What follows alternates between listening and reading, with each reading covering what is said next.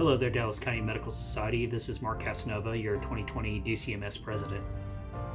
To say that we are living in an unprecedented, stressful, and in many instances a disheartening time would be the understatement of a lifetime.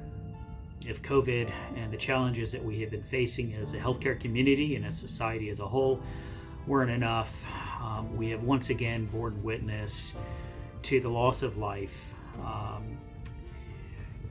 the loss of a gentleman who was in despair, uttering the words, "I can't breathe."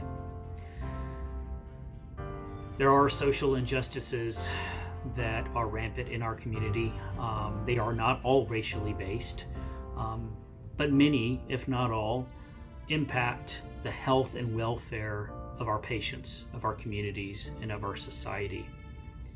In that context, I would contend it is the purview of medicine to weigh in as best as we can on the challenges that we face as a society.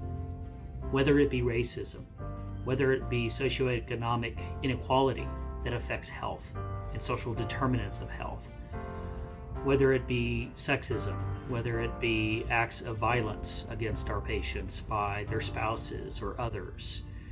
These are all aspects that at the end of the day impact our patients, impact our communities.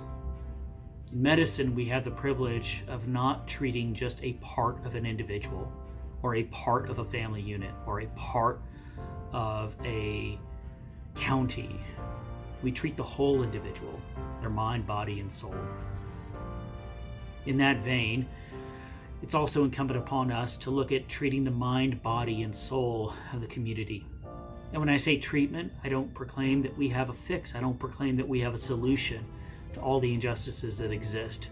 But we do have the ability to work hand in hand with the other core professions, with the clergy and faith-based ministries in the house of God, with law and legal statutes that affect and feed social inequities, and maybe even the statutes that don't yet exist that can foster recovery from some of these inequities. And then, of course, the profession of teaching, to ensure that we've all kept an open mind and educated ourselves about the realities that are simply undeniable in the world that we face in, that we live in.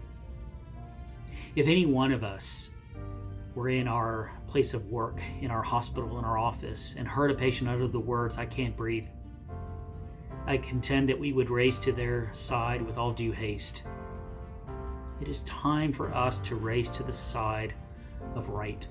It is time for us to race to the side of doing what we can via education, via advocacy, and via the care of the whole person, our whole society, to ensure that not another individual succumbs to the breathlessness, faces uttering the words, "I can't breathe," simply because of a difference in the amount of melanin in the superficial layers of their skin.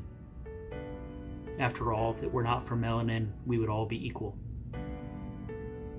Some may ask, is this really DCMS's role? Is this the House of Medicine's role?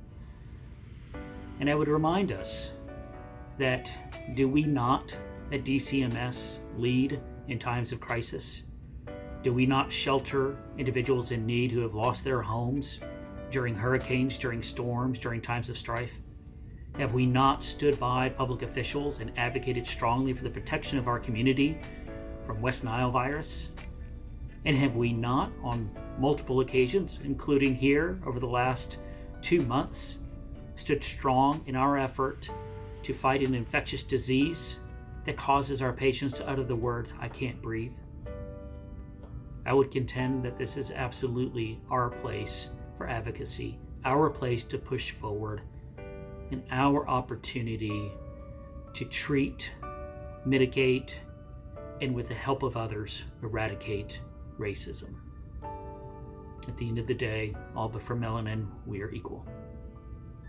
Be safe.